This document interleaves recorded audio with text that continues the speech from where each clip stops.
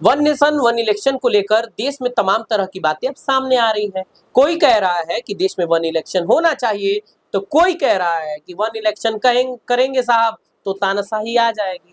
पहले जैसा लोग जैसे हाथ उठाते थे, पहले चुनाव नहीं होते थे, सेम वही प्रोसेस आ जाएगा और देश में लोग कंफ्यूज हो जाएंगे। ये तमाम बातें विपक्ष द्वारा कही जा रही है। लेकिन उसी बीच आज एक ऐसे व्यक्ति से आपकी मुलाकात कराने वाला हूं जो राजनीति को भली भांति समझते हैं। आज जनता एक्सपोज के रिपोर्टर धनंजय हमारे साथ हैं, जो राजनीति को अच्छे से समझते हैं, राजनीति की जानकारी लेते हैं और राजनीति पर मुखर होकर जवाब भी देते हैं। तो इस वजह से आज वन नेशन वन इलेक्शन पर उनसे बातचीत हम करेंगे। आप वीडियो में बने रहिएगा। नमस्ते, मेरा नाम दिव्यांश है और आप गोरखपुर 10 तक देख रहे हैं। साथ ही आज हम बात करेंगे वन नेशन वन इलेक्शन पे। तो सबसे पहले धनंजय जी, आपका बहुत बहुत स्वागत। और मैंने शुरू में कह दिया कि एक वक्त था जब चुनाव होते थे, कैसे कैसे चुनाव आयोग ने धीरे धीरे स्थिति को संभाला और देश में चुनाव होने लगे। लेकिन देश में हर साल कुछ बीतता नहीं है तब तक एक नया चुनाव आ जाता है और इसी कश्मकश में 4600 करोड़ रुपए खर्च हो जाते हैं सिर्फ चुनाव में। चुनाव आयोग का ये बकायदा आंकड़ा है। हालांकि इसकी आंकड़े की पुष्टि हम नहीं करते। वजह है कि देश में चुनाव भले 7 लाख पे होता हो, लेकिन नेता और तमाम लोग इसमें तकरीबन करोड़ों फूंक देते हैं सिर्फ एक प्रधानी के चुनाव में। तो सोचिए, विधायकी, सांसदीय और ये तमाम से चुनाव होते रहते हैं। धनंजय, गोरखपुर दस्तक पे आपका बहुत बहुत स्वागत। आज आपसे बातचीत होगी कि देश में वन इलेक्शन का मुद्दा चल रहा है, आप इस पे क्या सोचते हैं और क्या विपक्ष जो बातें कह रहा है उसे आप कितनी तरजीह देते हैं? धन्यवाद जो आप हमें बुलाएं। देखिए, राजनीतिक बातों को अगर हम साइड में रखते हैं, तमाम पक्ष विपक्ष को भी साइड रख देते हैं, एक आम आदमी की हैसियत से हम वन नेशन वन इलेक्शन का जो मुद्दा उठा है, एक आम आदमी के नजरिए सोचिए। एक बार चुनाव लोग जीत जाते हैं, दोबारा लोग देखने आते नहीं है कि पब्लिक क्या फेस कर रही है। अब जैसे एक बार जनता को मौका दिया जाएगा, अब विधायक भी चुनिए, सांसद भी चुनिए।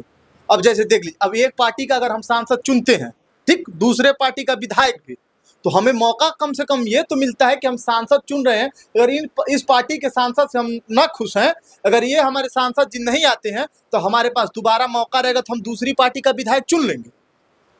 ये जनता के पास एक मौका रहता है। मगर अगर ये भी उनसे मौका छीन लिया जाएगा, जीतने के बाद नेताजी लोग तो फॉर्च्यूनर पे सवार हो ही जाते हैं, फिर वो जीतने के बाद कहाँ आएंगे? ये एक पास जनता के पास ये समझ लीजिए बहुत बड़ा मुद्दा रहता है कि अगर इस पार्टी का जैसे मान लीजिए हम सांसद चुन लिए हैं, दोबारा विधायक चुना रहता तो हम फेर बदल तो कर सकते हैं ना। जब वन नेशन वन इलेक्शन आ जाएगा तो मौका हमें एक बार मिलेगा। यानी आप कहना चाहते हो कि जनता की अदालत में बार बार जाना सही रहता है और जनता हमेशा अलग अलग निर्णयों पे, जैसे इसी बार का चुनाव देख लीजिए। लोगों ने बेरोजगारी को अहम मुद्दा बनाया, लोगों ने कहीं ना कहीं रोजगार के मुद्दे पर वोट दिया और कहीं ना कहीं इसे लेकर पक्ष या विपक्ष के मन में ये रणनीति बन गई कि भाई साहब, अगर युवाओं के साथ नहीं है आप तो वोट नहीं मिलेगा। यही कहना चाहते हैं? अगर सबसे बड़ा उदाहरण हम इसी चुनाव को देख सकते हैं। इस चुनाव में युवाओं को लेकर कितने पीछे तक लोग सोचते थे कि युवा पकौड़ा तलेंगे, ये करेंगे, वो करेंगे। इस चुनाव के बाद सरकार के अंदर बदलाव आया है। उन्होंने सरकार इस बार युवाओं को आगे करने में, हालांकि इस कार्यकाल में भी सफल है। अगर उत्तर प्रदेश की बात करें तो युवाओं के बारे में योगी जी की सरकार अब धीरे धीरे सोच रही है कि युवा हमारे बहुत अहम हैं। धनंजय जी, दूसरी तरफ पक्ष की भी बातें सुन लेते हैं। आपका एक मुद्दा बहुत तार्किक था और बात भी सही है ये बातें, लेकिन दूसरी तरफ पक्ष ये कह रहा है कि देश में हर साल तकरीबन 4600 करोड़ रुपए खर्च होते हैं चुनाव। विधानसभा का चुनाव होता है, फिर लोकसभा का चुनाव होता है, फिर ग्राम प्रधानी का चुनाव होता है, फिर जिला पंचायत का चुनाव होता है, फिर बीडीसी का चुनाव होता है। अगर शहर की बात करें तो नगर निकाय चुनाव और नगर पंचायत का चुनाव तो बाकी है। उसी बीच 4600 करोड़ रुपए बचेंगे तो अच्छा रहेगा ना, ये पक्ष कह रहा है। आप इस पे क्या कहते हैं?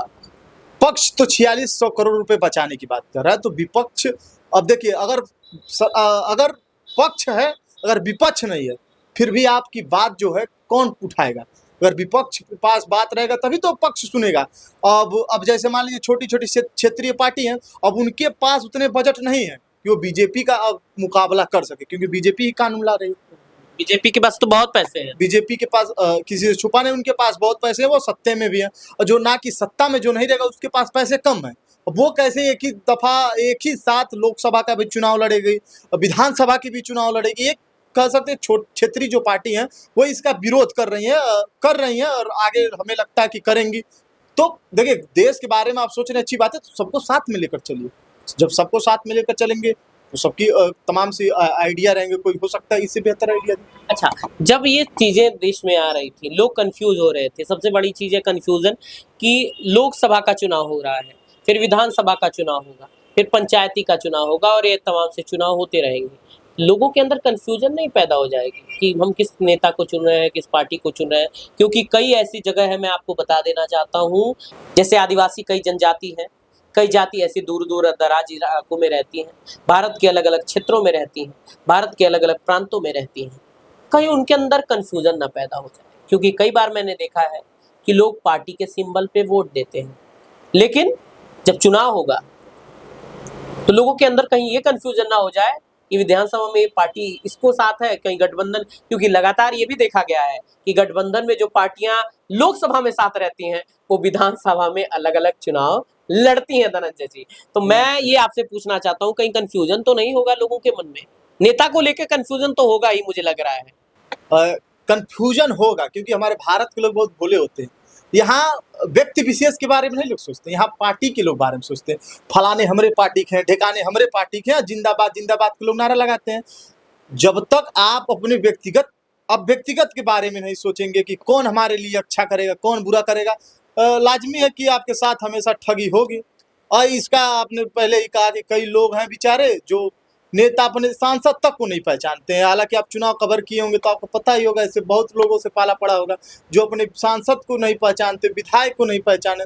वो बेचारे तो अपने आप उस समय भी ठगी हुई महसूस करेंगे, इस समय भी ठगी हुई। अच्छा, ये चीज बताइए, जब आप विपक्ष की तमाम बातें कह रहे हैं, नहीं, विपक्ष नहीं है, हम पहले ही कहा विपक्ष की बात नहीं हम कर रहे, तो क्या कह रहे हैं? आम आदमी की तो बात सोच रहे हैं कि आम आदमी के मन में चलता क्या। चलिए, क्षेत्रीय पार्टियों की बात तो हम कर ही रहे हैं, क्षेत्रीय पार्टी की बात में बड़ी बातें अभी बात करनी आपसे हैं, लेकिन उसी बीच विपक्ष को लेकर तमाम सी बातें सामने आ रही हैं। मैंने शुरू में कह दिया कि पक्ष के बहुत सारे नेता ये कह रहे हैं, चाहे नरेंद्र मोदी हो, चाहे और भी लोग हो, 4600 करोड़ बचेगा।